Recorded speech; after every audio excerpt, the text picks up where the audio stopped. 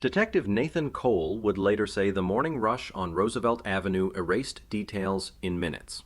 But in the third-floor stairwell on 41st Avenue, a broken brass house key still spoke beside a bodega receipt stamped 6:41 a.m., October 15th, 1993, Jackson Heights, Queens, New York, until DNA finally broke the silence and gave investigators a name to chase.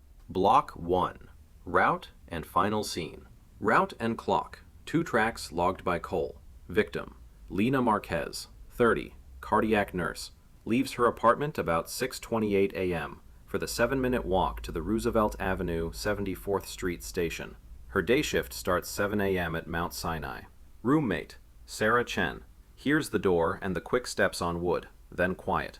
Cole noted that Lina's commute pattern, stairs, corner bodega, subway token, was fixed to minutes, not moods. Stairwell tableau, he noted, he photographed. On the third-floor landing, the bow half of a brass key snapped at the blade. Faint metallic scrape on the jamb where someone tried and failed to seat it. On the second-floor window ledge, a waxed paper cup ring and a crumpled bodega slip stamped 6:41 a.m., with coffee and token cash listed. At the building door, Cole marked no pry on the lock and no damage to the frame. Entry was normal. Exit was normal. The interruption began after the door closed. Street approach, mapped by Cole. From the stoop, the walk breaks about 110 to 130 meters to Roosevelt Avenue, under storefront awnings. Then 1 block to the station entrance. At that hour, ambient air sits about 52 to 56 degrees Fahrenheit, with light bus exhaust and wet pavement from overnight mist. Visibility good. Sound carries as bus wheeze and newsstand shutters. Nothing noisy enough to anchor a struggle in the open. Found, not found. Scene density. Found, physical. Broken house key on the landing. Faint jam scrape at the third-floor lock. Found, context. Bodega receipt 6:41 a.m. on the route. A folded note on Lina's dresser later logged by Cole. Tonight after 7 M. A small romantic thread the roommate recognized from recent arguments. Not found. A drag path on stairs, blood trace, torn fabric, or a forced entry signature. No token purchase recorded at the booth time strip between 6:43 and 6:50, matching her description. Witness pulse. Cole interviewed, compared, logged. Newsstand owner saw the nurse with the burgundy coat pass about 6:40. A token clerk did not recall Lina at the turnstiles inside the 6:43 to 6:50 window. A deli runner remembers a tall man pausing at the vestibule about 6:42, looking up the stairwell and then away. Cole underlined the mismatch. Street eyes place Lina before the corner. The subway doesn't. The first twist. Ordinary versus facts. If Lina were simply late, Cole wrote, the token booth would register the minute. If a breakdown at home, the key wouldn't be broken on the landing after exit. The stairwell gives a short, quiet contact. Enough time to pocket guide someone back down or aside without a shout. The ordinary, she missed her train story falls on its first step. Surface. Illumination. Environment. Stair treads. Wood with rubber nosing. Soft underfoot, easy on sound. Vestibule tiles slick from mop water. Sidewalk. Concrete with sand grit. Curb runoff puddled. The building hall fluorescents flicker but hold. The street gains cool morning light by 6:45, reducing shadow only at the sidewalk, not inside the stair core. Immediate response. He marked and mapped. Cole locked the stairwell, bagged the key half and jam swab, logged the bodega slip, and canvassed the token booth time strip. He noted the empty locker at 7:15 a.m. on the cardiac unit, the roommate's confirmation of routine unchanged, and the dresser note addressed M as a context item, not proof. Working window, minutes, not hours. Cole's board shows. 6:28 door exit, about 6:41 bodega slip. No token by 6:50, locker empty 7:15. The actionable corridor is about 6:41 to 6:49 a.m., 8 minutes from stairwell to street, during which a short, directional contact could occur unseen by the subway clock. A broken brass key on the third-floor landing, saying the lock was not the problem, the minute was. Cole's diagram squares the landing and their corner. In a quiet kitchen, a coffee cup cools beside a note that said, after 7. Block 2. Assumptions versus evidence. Cole crossed off the ordinary.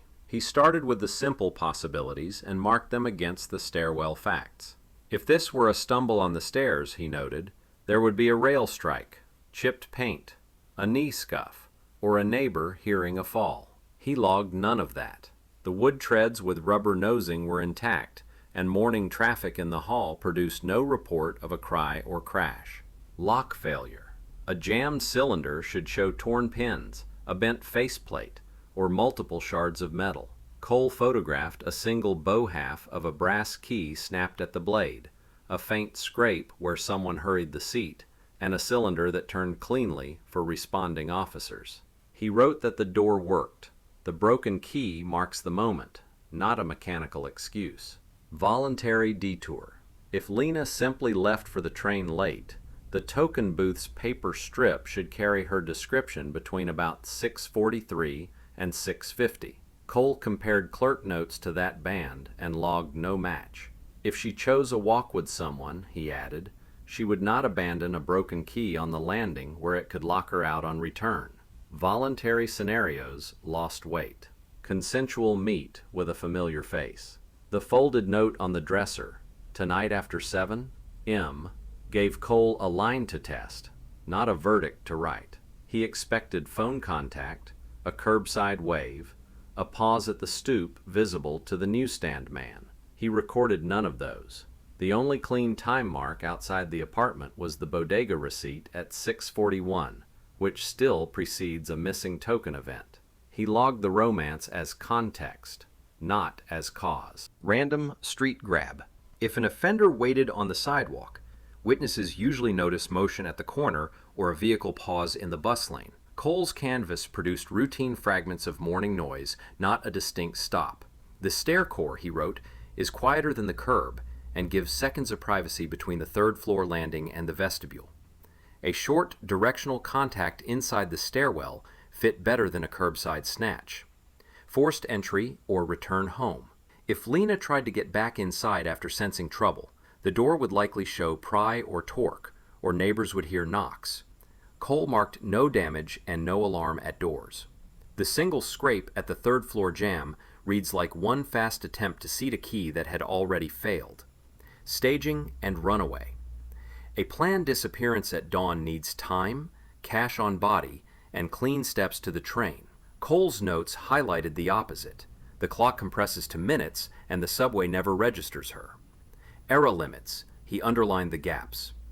1993 had no hallway cameras in this building, no sync token telemetry beyond clerk strips, and payphones that left coins, not records. Cole logged those limits so the file would not pretend to see what it could not. Provisional read, present versus absent, accident on stairs, not supported. No strike, no cry, no injury trace. Lock failure, not supported. Cylinder works. The brake is the clue, not the cause. Voluntary detour or ride. Weak, token strip blank, broken key left behind. Random curb grab. Weak, no street anchor. The stair core offers a quieter minute. Third-party intercept inside the stairwell, then a guided move down or aside before the corner. Best fit to the broken key, the quiet scrape, and the missing token record. False lead, decisive fact, Cole's note. The tempting story is she ran late. Cole circled the broken key on the landing and wrote, late commuters buy tokens. Broken keys do not buy anything. The key fixes where the morning bent. Working window, minutes, not hours. Door exit about 6:28. Receipt 6:41. No subway purchase by 6:50. Cole boxed an about 8-minute operational corridor, 6:41 to 6:49. Enough for a brief contact in the stair core and a directed turn that never touched the token line. A brass half moon on the third-floor landing and a slip of paper that says 6:41. Cole draws a red bracket around 8 minutes. At a hospital locker that never opened, a day shift borrowed a stethoscope and wrote her name on the whiteboard anyway. Block 3. Witnesses and contradictions. Inside the building, Cole interviewed, timed, and logged. A third-floor neighbor told Cole she heard metal on metal and then 2 low voices on the landing about 6:42 a.m. No shout, no crash, A second-floor tenant stepping out with laundry reported a soft footfall run going down the stairs rather than up, and the vestibule door hinge easing shut a few seconds later. Cole walked the route with a stopwatch and noted the distances lined up with a 641 bodega slip and a stairwell contact before the corner. Vestibule and stoop. He compared accounts to the minute band. The newsstand owner saw the nurse with the burgundy coat on the sidewalk about 6:40. A deli runner recalled a tall man pausing at the building vestibule about 6:42, looking up the stair core and then away. Cole underlined that nothing puts Lina at the token line after that, and no witness described a curbside exchange in front of the doorway. Corner to Roosevelt Avenue. He mapped the gaps. A bus operator rolling west on Roosevelt remembered ordinary traffic and no sedan waiting at the hydrant during the 6:44 to 6:48 slice. A bakery driver double-parked on 41st, logged a delivery chit 6:46 and mentioned the vestibule door opening and closing once in the time it took him to carry a rack inside. Cole wrote that none of these fragments anchors a street confrontation. They do allow a short, directed move inside the stair core and out the door without curbside notice. Payphone noise and the letter. He treated them as context. The bodega clerk heard the payphone ring once and stop around 6:44. But no one recalls who lifted the handset. Cole noted the folded dresser note, "Tonight after 7 m," and interviewed the obvious circle. He wrote that the note created a line of inquiry, not a clock. No time-stamped call, no witness to an argument, and no token purchase closed that lane for the morning window. The small shock, what shifted Cole's board. The super told Cole that when he checked the vestibule after 7, the door chain was off, and a flyer had been used as a temporary wedge on the jamb, an old trick to keep a door from biting while someone moves through fast. It was gone by the time patrol arrived, but the super's habit of tucking the chain each dawn gave Cole a detail to circle. Someone managed the door in that narrow slice after 6:41 and before 6:50. Token strip contradiction. He compared paper to people. Cole lined witness minutes against the booth paper strip and marked the absence that mattered. No clerk entry matching Lina's description, 6:43 to 6:50. A late commuter appears on paper. A quiet redirect in the stairwell does not. What the scene accepts and rejects. A stair stumble would leave marks or a cry. None were logged. A curbside meet would draw a wave or a car pause. The corner gives no such moment. A voluntary walk ends at a token. The strip stays blank. A short, guided contact between the third-floor landing and the vestibule fits the broken key, the low voices, the hinge easing shut, and the missing subway minute. Unified timeline. Minutes, not hours. About 6:28. Door exit noted by the roommate. 6:41. Bodega receipt logged on the route. About 6:42. Low voices on the third-floor landing. Tall man seen at the vestibule. About 6:44 to 6:46. Hinge heard. Bakery chit 6:46. Payphone rings once and stops. By 6:50, token strip still blank for her description. Cole bracketed about 6:41 to 6:49 as the operational corridor for a quiet stairwell contact and a directed exit that never touched the turnstiles. Working window. Minutes, not hours. 8 minutes remain the lifespan. Cole wrote that any theory requiring a curb argument, a street pause, or a long hesitation does not fit when the subway clock shows nothing. A brass half key on the landing, and a door that closed softly enough to hide a decision. Cole pins red flags on a staircase sketch. On Roosevelt Avenue, the morning crowd moves on, and a nurse's locker stays empty with her name still written on the whiteboard. Block 4. Technicals and breakthrough. Reopen kit. Cole's packets, analyst's gloves. From Cole's evidence tray, analysts unsealed one item at a time. Broken brass key half, bow face and fracture edge, third floor jam swab and paint fleck, vestibule push plate and door chain hardware swabs, the bodega receipt for documentation only, the flyer the super said had wedged the door, and a payphone handset lift from the corner bodega. Fresh gloves for each lift, tool changes between items, bench and forceps pre- and post-swabs logged. Eliminations were taken first and entered. Roommate, super, newsstand owner, deli runner, token clerk, morning patrol, and tow. Low template attempts where the old playbook stalled. qPCR showed sub-nanogram returns on contact points. Mini STR from the push plate and the key face produced stuttery partials, not reportable on their own. VMD on the push plate revealed diffuse ridge flow consistent with an adult male palm, but without a complete pattern. Controls remained clean. The stall was power, not process. Exactly what Cole had anticipated when he preserved touch areas in paper. Microtrace, class traits that bent the story. Jam, paint, and scrape. SEMDAS recorded a fine zinc-rich layer from plated hardware and a shallow fresh paint shear, consistent with one hurried seat and twist, not repeated keying. Push plate and chain hardware, residues. GCMS flagged light diesel range hydrocarbons blended with a thin lithium soap grease. Yard or service handling signatures uncommon for a nurse leaving for the subway. Flyer wedge, paper and toner. PLM and Raman found xerographic toner spheres with a styrene acrylate binder and copier-grade cellulose. Not source unique, but the paper edge carried minute brass flecks that matched the alloy family of the broken key. Payphone lift. Trace carbon black and skin lipids only. No probative print. Individually, these were class characteristics. Viewed together, they pulled the scene away from a lone commuter and toward hands familiar with tools and door hardware inside Cole's 8-minute band. Low-input S&P library. The turn. Analysts composited the strongest extracts, vestibule pushplate and key bow face, and built a low-input S&P library. Fragment length centered about 120 to 150 base pairs. Post-QC call rate landed about 92 to 94%. Mixture assessment supported a single source male, distinct from all eliminations. Bench blanks and reagent controls were negative. STR could not carry. SNPs gave signal. FGG guardrails. Lead, not proof. The profile was uploaded to opt-in law enforcement portals only, with an audit packet of hashes, timestamps, and named access roles. No non-consenting databases. Every view and export logged. Analysts recorded in the margin what Cole had written years earlier. Notes point. Proof compares FGG would guide. Confirmation would come later. Tree build and minute filter, Cole's map expanded. Second and third cousin matches converged on a New York metro line with anchors in Queens and northern Brooklyn in the early 1990s. Public records scaffolded the MRCA.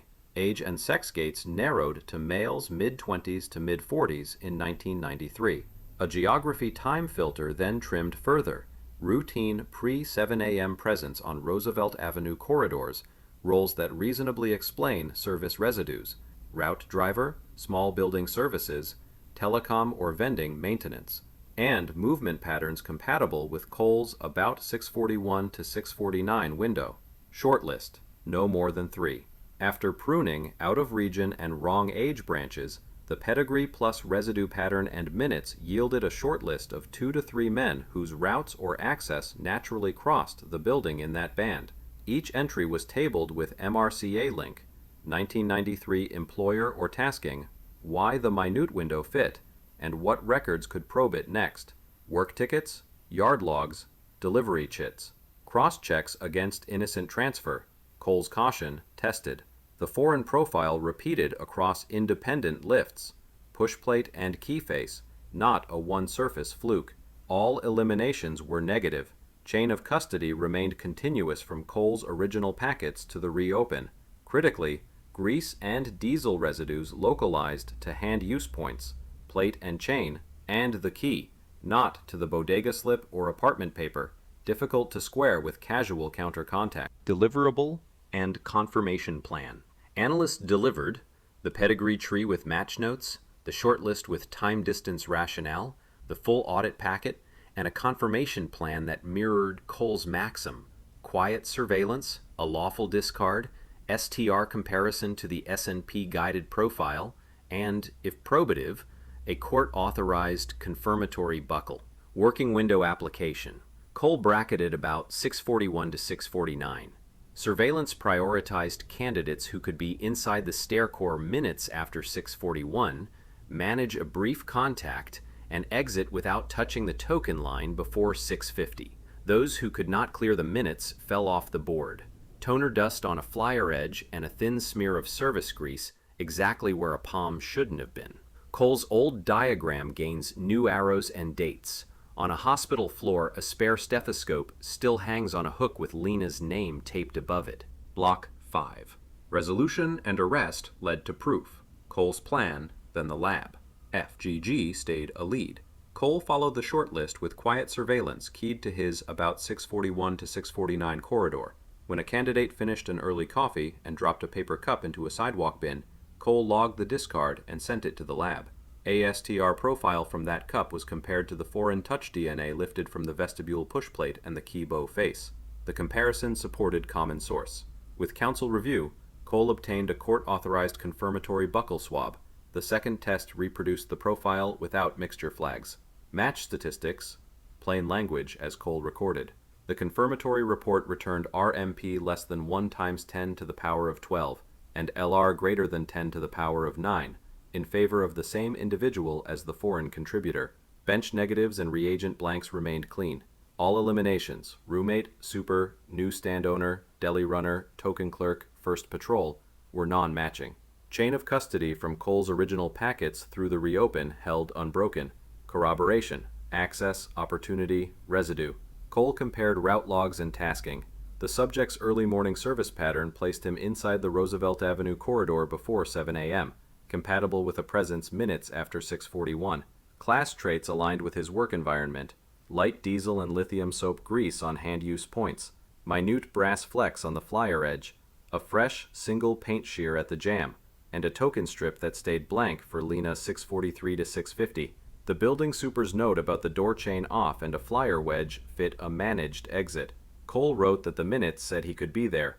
The residues said he belonged to that handling. The DNA said he touched what should not have been touched. Arrest. Cole led the contact. At 6:28 a.m., in a service depot lot on Northern Boulevard, Cole and 2 detectives approached as the subject stepped from a van with a clipboard. Cole identified, stated the warrant, and noted immediate compliance. Vehicle and outer garments were in plain view. Any interior search held under separate authority.